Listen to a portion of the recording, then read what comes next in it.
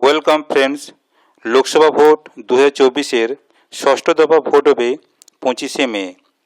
এই দফাতে কোন কোন লোকসভা কেন্দ্রে কোন কোন প্রার্থী অংশগ্রহণ করেছে একটু দেখে নেওয়া যাক। আজকে আমরা যে লোকসভা কেন্দ্র নিয়ে আলোচনা করব সেটি হলো মেদিনীপুর লোকসভা কেন্দ্র।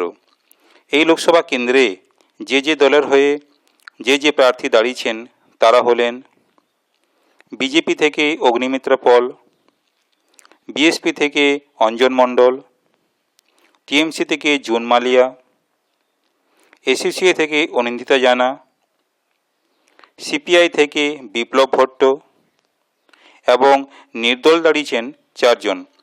তারা হলেন কমলেশ মাহাতো, বিশ্বজিৎ দাস, সঞ্জীব দে এবং সুকেশ চন্দ্র পালমল। এই মেদিনীপুর লোকসভা কেন্দ্রে এমপি হওয়ার এই দৌড় প্রতিযোগিতায় কে জয়লাভ করবে সেটাই এখন দেখার বিষয়। ভিডিওটি ভালো লাগলে শেয়ার করবেন। আপনারা ভালো থাকবেন, সুস্থ থাকবেন। ধন্যবাদ।